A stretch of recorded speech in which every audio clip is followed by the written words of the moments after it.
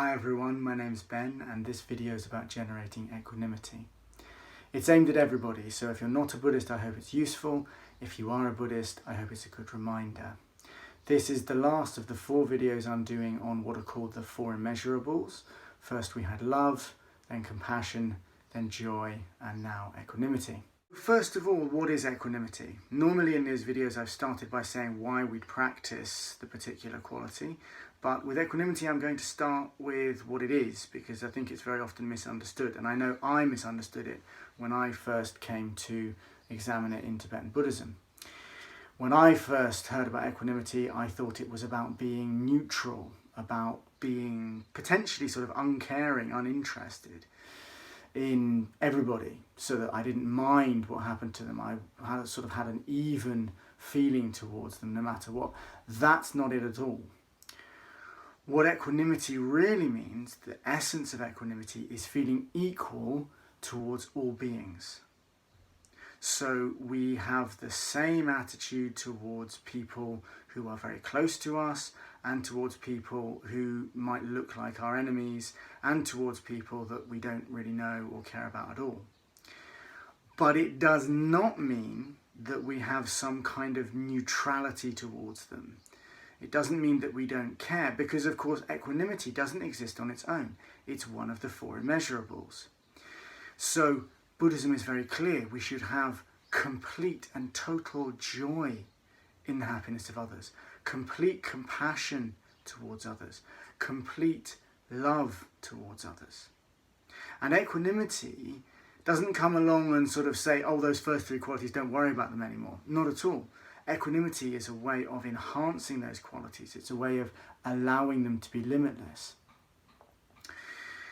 So often when people think of equanimity, which is sometimes called impartiality, they think, well, I've got these people up here at the top who I'm really close to, and they're like a 10 out of 10 on my sort of positivity scale, and I need to bring them down to a 5. And then there's all these people I really don't like, they're at the bottom, and they're a sort of 0 out of 10 on my positivity scale, and I need to bring them up to a 5 as well. And then everyone in the entire world is sort of at this somewhere in the middle 5 out of 10 level, and then I feel equanimity towards them because they're all at the same level. That's not right at all, okay?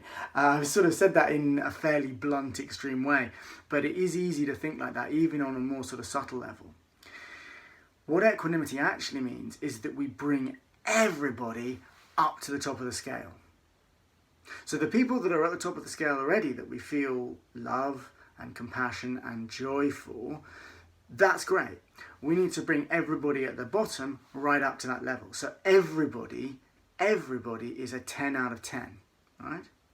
So it's feeling equally towards everyone, but at the top of the scale. So 10 out of 10 compassion, 10 out of 10 love, 10 out of 10 joy for other people's happiness and achievements. So that's what equanimity is. In terms of why generate it, well, there are lots of reasons, but I'm going to just focus on 2. The first one is that discriminating between people, judging people, that can take quite a lot of effort. You know, if you move teams at work, or if you meet someone new, or if someone in your family has a new partner or spouse, you can often be a bit tense about meeting them or about interacting with them, because you think, am I going to like them? Am I not going to like them? What do I do if I don't like them? Could I move teams again? Or could I somehow not see this person anymore? All that kind of stuff. All that tension, all that judgment creates tension. And that's not pleasant, ultimately. Not pleasant for us, okay? The second reason that equanimity is important is that it helps the other 4 immeasurables become immeasurable, become limitless. So if you think about compassion, if we don't have equanimity, then we will feel compassion and show compassion towards some people, but not others. Our compassion will be limited. If we have equanimity, we have compassion towards all beings. So equanimity allows compassion to be limitless, to be total, to be immeasurable.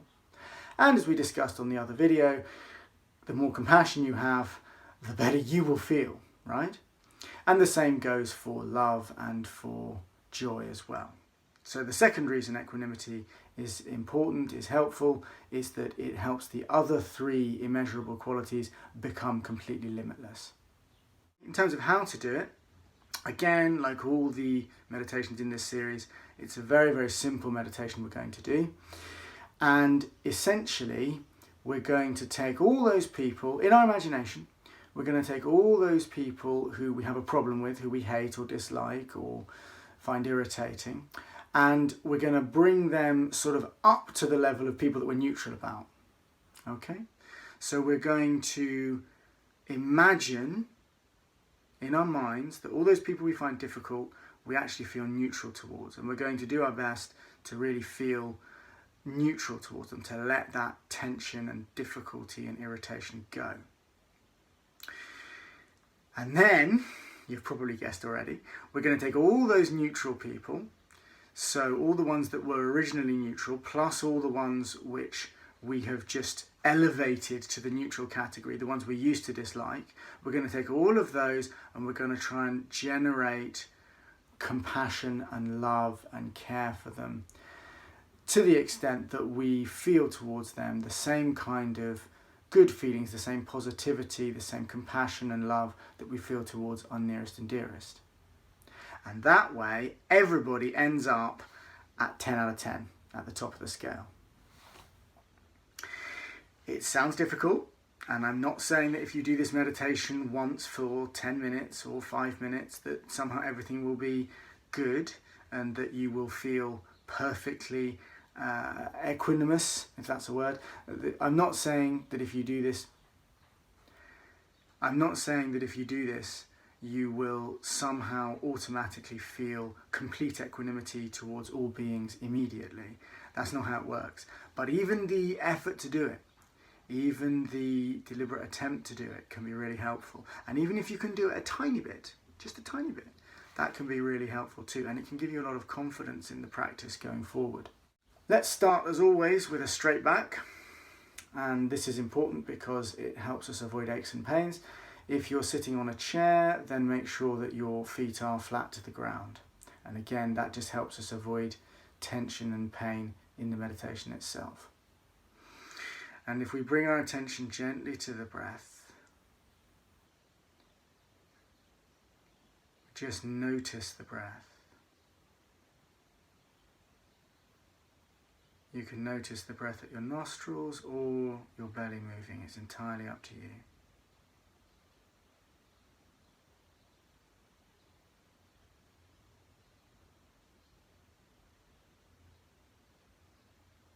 And when you're ready, just bring to mind people you find difficult.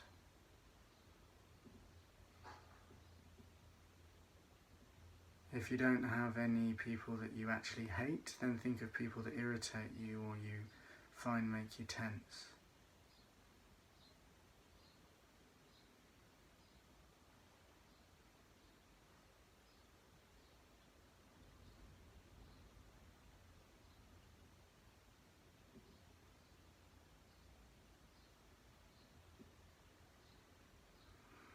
And just reflect that those people, like you, are just trying to be happy. They're just trying not to suffer.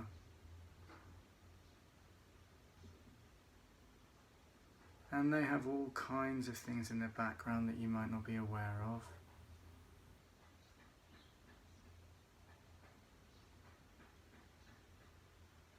And it may be those things that cause them, that force them to act in a way that you find difficult or irritating.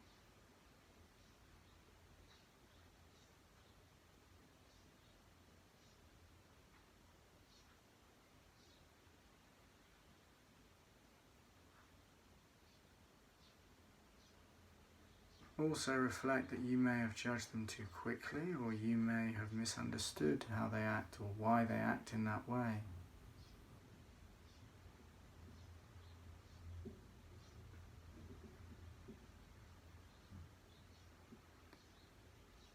And just try and generate these feelings towards these people until you feel at least neutral towards them. let all that anger or irritation or tension just dissipate.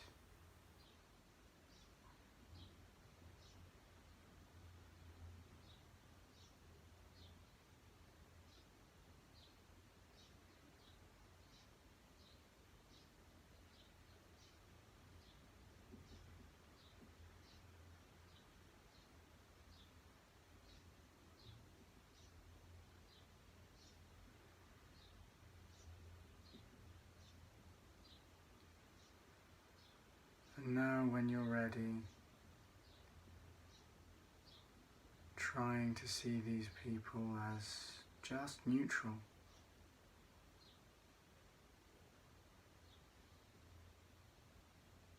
Just try and think of all the other beings, all the beings you've never met, never interacted with, or even have met and don't have strong feelings about.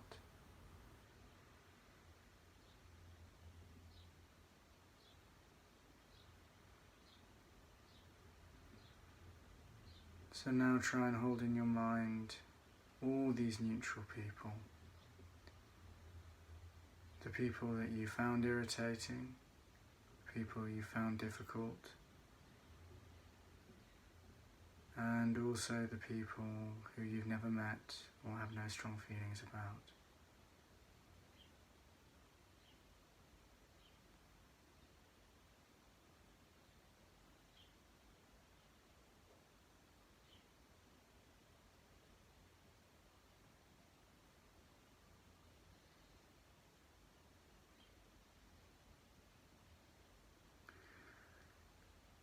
And now reflect again that all these people you feel neutral towards, they're all trying to be happy. They're all trying not to suffer.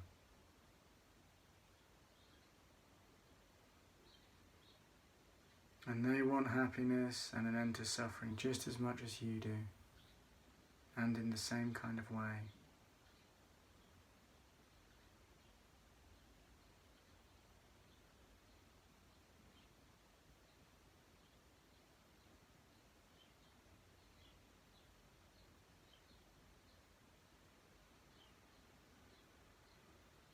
And just feel, if you can, from the bottom of your heart,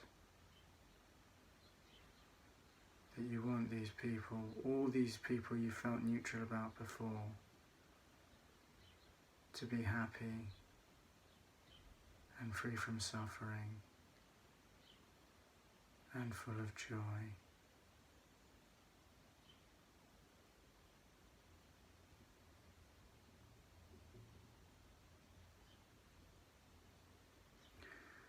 Reflect on how much better your relationship with people would be if they were happy and free from suffering and full of joy. Reflect on how much better they would feel.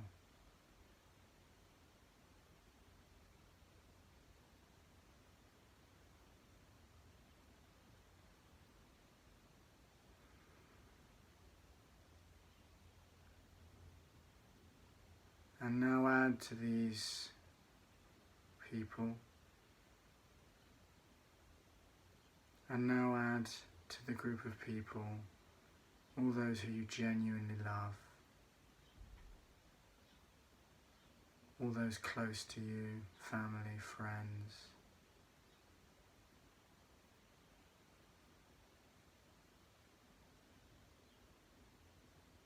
Try and hold in mind all those beings,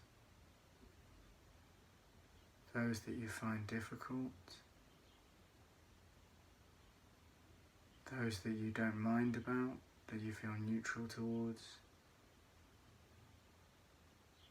and those you love.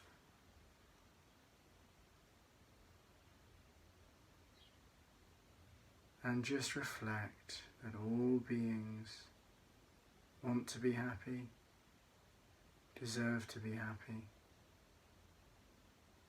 want to be free from suffering and deserve to be free from suffering.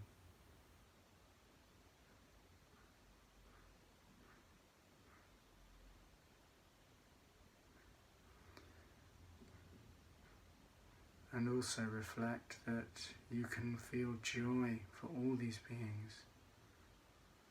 Feel happiness in their happiness.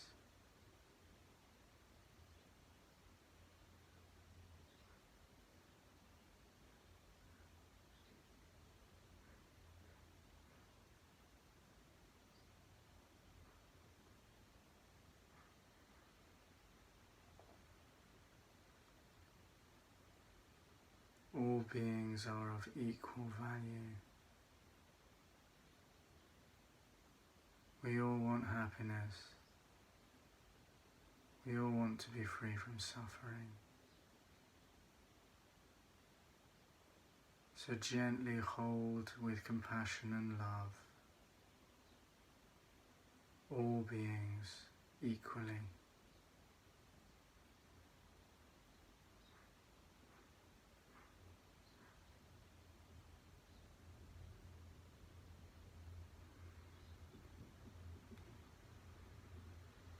And when you're ready, gently dissolve the imagined visualization of these beings.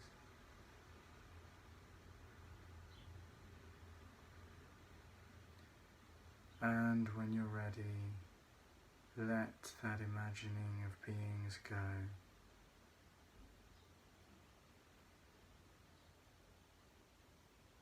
And when you're ready,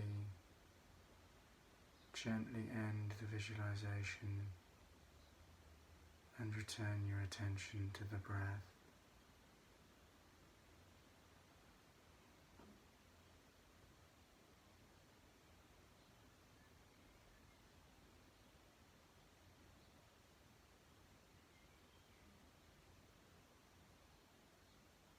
And gently end the meditation.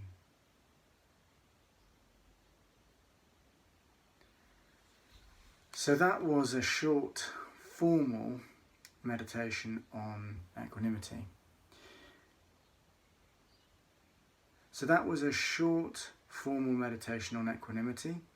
You can do that meditation formally, as we've just done, or you can do it informally if you just see some people that you dislike or you feel neutral towards. Just try and extend to them the same feelings of joy and compassion and love that you have for those that you are close to.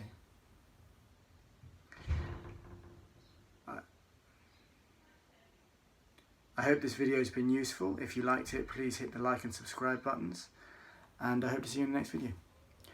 I hope this video has been useful. If you like it, please hit the like and subscribe buttons, and I hope to see you next time.